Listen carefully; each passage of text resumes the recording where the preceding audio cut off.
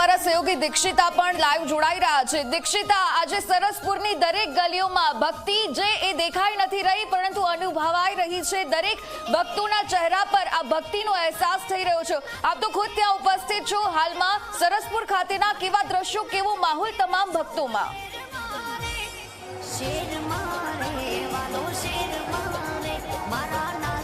બિલકુલ થી આપે કહ્યું તે પ્રમાણે ચહેરા પર લોકોની ભક્તિ અનુભવાઈ રહી છે ને એ ભક્તિનું સૌથી મોટું પ્રમાણ જો કોઈ હોય તો એ છે કે આટલો ખરો તાપ, અને આ તાપની વચ્ચે ભક્તો છે એ માત્ર મીટ મારીને બેઠા છે કે ભગવાન નાથ મારો જગન્નો નાથ ક્યારે આવે અને અમે મારા વહાલાના વધામણા કરીએ। એ દ્રશ્યો પણ અમે આપને બતાવીશું કે લોકોની આતુરતા હવે અધીરી બની છે અને લોકો એટલી આતુરતાથી ભગવાનની રાહ જોઈ રહ્યા છે અને થોડીક જ મિનિટોને તેમની આતુરતાનો અંત આવશે। સરસપુર ખાતેના દ્રશ્યો છે, મારી પાછળ મંદિર આવેલું છે અને અહીંયાથી જ રથ પસાર છે અને ભગવાનનું મામેરું ભરવામાં આવશે। પણ એ પહેલાં આપ જુઓ, ભક્તો છે એ અહીંયા મીટ મારીને બેઠા છે, રાહ જોઈને બેઠા છે કે મારા ભગવાન ક્યારે આવે, અમે એમના વધામણા ક્યારે કરીએ, અમે એમની એક ઝલક ક્યારે જોઈએ। થોડા થાકી ગયા છે ખરી ભક્તો, પણ એ ભક્તિ છે અને એ ભક્તિનું રૂપ જ છે કે થાક આટલો બધો લાગ્યો છે છતાં પણ તે લોકો રાહ અહીંયા જુઓ, આ આખી લાઈનો છે અહીંયા ભરતી જોવા મળે છે। એ ભલે આટલી ગરમી હોય, લોકો પરસેવો લૂછતા હોય, તેમ છતાંય હાથમાં ચોખા ભગવાનને વધાવવા માટે અક્ષત લઈને, કંકુ લઈને અહીંયા રાહ જોઈ રહ્યા છે આ ભક્તોને। આનાથી મોટું પ્રમાણ કયું હોઈ શકે?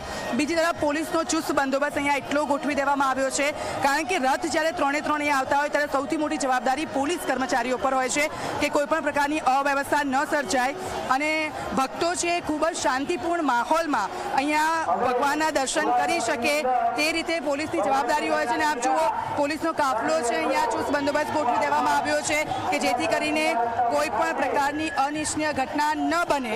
આપ જુઓ, જે રેલિંગ છે એની પાર ભક્તોને રાખવામાં આવ્યા છે અને ભક્તો વચ્ચે ન આવી જાય એટલા માટે પોલીસ લેડીઝ સ્ટાફ પણ અહીંયા રાખવામાં આવ્યો છે કે જેથી કરીને કોઈ પણ પ્રકારની તકલીફ ન પડે।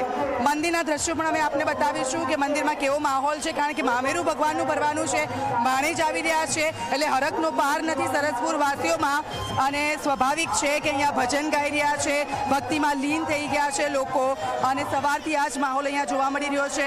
મંદિરને ખૂબ જ સરસ સુશોભિત કરવામાં આવ્યું છે અલગ અલગ પુષ્પોથી અને અલગ અલગ દ્રવ્યો અહીંયા મંદિરની અંદર રાખવામાં આવ્યા છે કે મારો વહાલો જ્યારે અહીંયા આવે ત્યારે તેમના વધામણા મારે કઈ રીતે કરવા, મારે વહાલાને કઈ રીતે ઓવારણા લેવા, કારણ કે ભગવાન આટલા બધા દૂરથી નગરચર્યા કરીને જ્યારે આવતા હોય ત્યારે સ્વાભાવિક છે કે ભગવાનની નજર લાગી જતી હોય છે અને સૌથી પહેલાં ભગવાનની નજર ઉતારવામાં આવે છે અને નજર ઉતારી તેમના ઓવારણા લેવામાં આવે છે અને પછી ત્રણે ત્રણ જે ભાણેજ છે તેમનું મામેરું ભરવામાં આવે છે।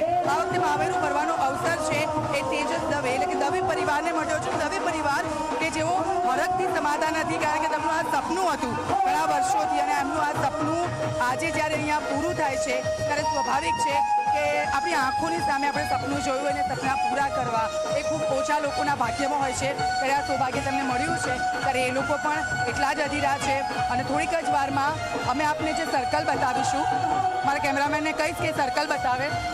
આ જે સર્કલ છે એ સર્કલ પાસે સીધા 3 રથો ત્યાં આવશે અને આ 3 રથો એક જ જગ્યા પર ઊભા રહેશે ત્યારે ભક્તો છે એ ભક્તો ભગવાનની એક ઝલક જોવા માટે ત્યાં તૂટી પડશે, ભગવાનના ઓવારણા લેશે, ભગવાનને હરખથી જોશે અને તેમને બે હાથ જોડીને પ્રાર્થના કરશે કે પ્રભુ અમારા તમામ દુઃખ તું દૂર કરજે અને અમારી ખરાબ પરિસ્થિતિઓ એને પણ તું દૂર કરજે અને સર્વેને સુખી કરજે।